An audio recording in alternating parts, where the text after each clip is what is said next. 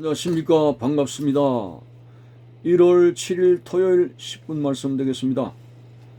자, 성경 말씀은 누가복음 17장 11절에서 14절까지를 읽어드립니다. 예수께서 예루살렘으로 가실 때에 사마리아와 갈릴리 사이로 지나가시다가 한 마을에 들어가시니 나병 환자 10명이 예수를 만나 멀리 있어서 소리를 높여 이르되 예수 선생님이여 우리를 불쌍히 여기소서 하거늘 보시고 이르시되 가서 제사장들에게 너희 몸을 보이라 하셨더니 그들이 가다가 깨끗함을 받은지라. 아멘. 10명의 문둥이가 몰려와서 소리를 질렀습니다. 예수 선생이여 우리를 불쌍히 여겨달라. 그때 예수님은 치유의 말씀을 하셨습니다. 가서 제사장들에게 가서 너희 몸을 보이라 하셨더니 가다가 깨끗함을 받았습니다. 우선 기적의 역사에 대해서 말씀드리는 것은 오늘날의 신학자들은 이런 기적이 일어나지 않는다는 부정적인 말을 합니다. 사도행전적인 이 기적은 예수님 당시에만 일어나는 것이고 사도들을 통해서만 일어나는 것이지 오늘날에는 일어나지 않는다는 말을 합니다. 여러분, 예수님이 한 시대의 주님으로 제한됩니까? 예수 그리스도는 어제나 오늘이나 영원토록 동일한 것이고 복음의 진리는 영원 불변의 진리가 되는 것이기 때문에 오늘도 초대교회 같은 그런 믿음을 가지고 있으면 주님께서 어떠한 역사라도 하시게 된다는 거 먼저 말씀을 드립니다.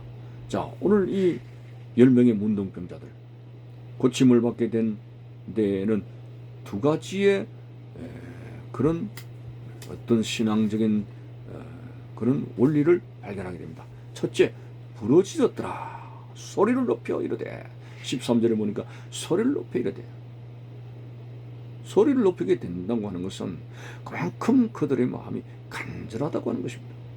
여러분, 하나님 앞에서 미지근하게 차지도 않고 덥지도 않고 문둥병자들 주님 고쳐주십시오 이런 식으로 했다면은 참 주님께서 그런 정성을 받으시겠습니까?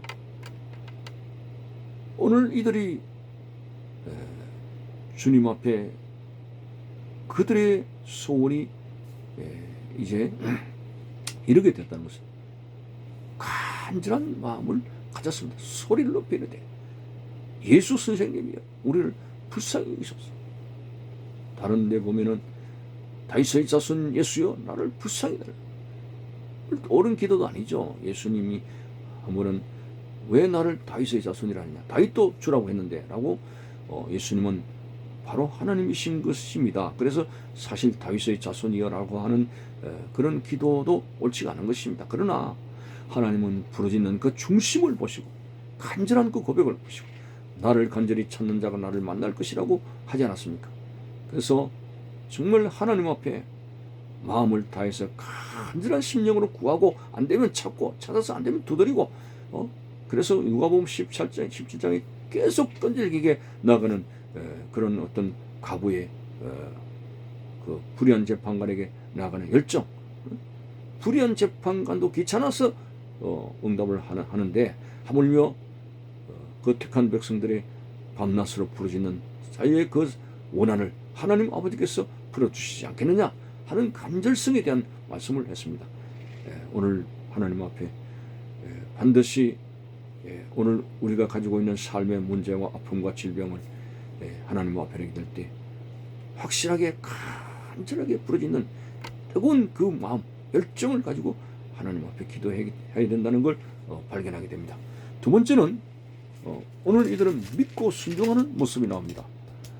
아직도 낫기도 전에 예수님 뭐라고 하시느냐 하면은 나에게 나올 것도 없이 바로 가서 제사장들에게 너희 나은 몸을 보이라 라고 했을 때 믿고 순종하여 갔습니다.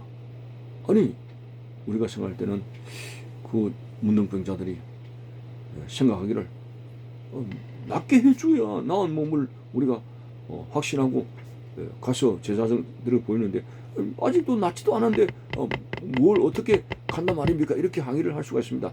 그런데 오늘 그들이 순종해서 제사장이 가더라고 하는 모습이 보입니다. 가게 될 때에 가다가 그들이 주님 말씀대로 몸이 깨끗하게 나아지는 역사가 나타났습니다. 그래서 주님 앞에 우리의 질병이 고침받고 문제가 해결되고 우리의 간구하는 기도 소리가 응답하지게 되는 두 번째 원리는 믿고 순종하는 것입니다. 이것이 주님의 역사를 일으킬 중요한 통로가 된다고 하는 것입니다. 예를 들어서 구약시대도 그렇습니다. 저 아람 나라 국방부 장관 나하만이 문둥병을 가지고 엘리사를 찾았을 때 처음에는 막 기분 나쁘고 한 나라의 국방부 장관이 왔는데도 그들 떠보지도 않고 요단강 똥물에 가서 모욕을 하라고 하면서 막 거부를 하죠. 우리나라에는 더 좋은 강이 있다 하면서. 그렇지만 신하가, 지혜로운 신하가 타일러 가지고 결국은 요단강에서 몸을 씻습니다. 결국은 순종하게 될 때, 요단강물에 믿고 순종하게 될 때 하나님의 말씀의 역사가 나타났습니다. 문둥병이 깨끗하게 고침을 받은 사건이 나타났습니다. 뭐 이뿐만 아닙니다. 모든 기적의 그런 단계가 여리고성을 도는 것도 믿고 순종하게 돌았을 때에 그 여리고성이 무너졌고, 요한복음 2장입니까? 가나의 혼인잔치에 물이 포도주로 변한 기적. 그 포도주가 떨어졌을 때에 예수님이 그 하인을 향해서 그 항아리에 물을 채우라고 했습니다. 그리고 물을 연회장에 갖다 주라 했습니다. 믿고 순종하는 모습 보십시오. 아니, 의심이 많은 사람 같으면은 왜 물을 갖다가 연회장에 갖다 주느냐? 아니, 사람들은 물 먹일 일이 있느냐? 이런 식으로 반항하고 거절을 하게 될 것입니다. 그러나 그들은 고분고분 말도 안 되는 상황이지만은 항아리에 물을 아구에까지 채우게 됐고, 그리고 연회장에 갖다 주라고 하는 그 순종이 있게 됐을 때 주님의 말씀의 역사가 나타났고 물이 포도주로 변하는 그런 신기한 일이 나타나게 됐습니다. 오늘날도 마찬가지입니다. 오늘 하나님의 귀한 말씀의 권능의 역사를 체험하게 되려면 무엇보다도 하나님 앞에 간절함을 가지고 부르짖는 그런 간절성의 기도가 있어야 된다고 하는 것입니다. 두 번째는 하나님께서 오늘 우리에게 어떤 감동을 주시더라도 믿고 순종하게 될 때 그 믿고 순종하는 통로를 통해서 오늘 우리의 소원이 이루어지는 큰 역사가 오늘 우리에게 나타나게 됩니다. 오늘 본문을 다시 읽어드립니다. 소리를 높여 이르되 예수 선생님이여 우리를 불쌍히 여기소서 하거늘 제사장들에게 너희 몸을 보이라 하셨더니 그들이 가다가 깨끗함을 받은지라. 사실 이 문둥병이라고 하는 것은 저주받은 병으로 그 당시 통념이 그렇게 되었습니다. 그래서 그들은 마을에서 일반 사람들하고 같이 살 수 없고 저 산속의 동굴이나 격리대에서 처참한 생활을 했고, 그리고 마을에 볼 일이 있으면 이제 그 법전에 따라서 문둥병자 지나갑니다. 자기들 일부러 문둥병자라 고함을 쳐야 되는 이 서글픈 삶을 살아가는 그들이 아닙니까? 아무도 그들도 보지 않습니다. 근데 예수님은 그들을 불쌍히 여기셨고 그들을 터치하셨습니다. 만지셨습니다. 예, 오늘 본문은 만지셨다는 기록은 안 되어 있습니다만 다른 문둥병자 사건에서는 만지기까지도 했습니다. 자, 여기서 오늘 말씀을 정리해야 될 부분이 하나가 있는 건데, 이 소리를 높여 부르짖게 될 때 예수 선생님이 우리를 불쌍히 여겨달라는 이 중요한 고백을 했습니다. 우리가 하나님 앞에 나갈 때 오만불순하게 나갈 리는 없지만은 가장 중요한 것은 우리는 마땅히 응답받을 만한 자격이 없습니다. 내가 금식을 했고 부르짖기 때문에 마땅히 받아야 되지 않습니까? 하는 자격적인 생각을 가져서는 안 됩니다. 하나님, 나는 자격이 없습니다. 오직 나를 불쌍히 여겨달라고. 하나님이여 나를 불쌍히 여겨달라고. 그래서 상한 갈대를 꺾지 아니하시고 꺼져가는 심지를 끄지 아니하시는 그 하나님의 긍휼하심이 임하게 된다는 사실을 생각하면서 기도할 때 두 가지 마음 상태까지 여러분의 말씀들 겸손하고 상처난 겸한 마음을 가지고 불쌍히 여겨달라.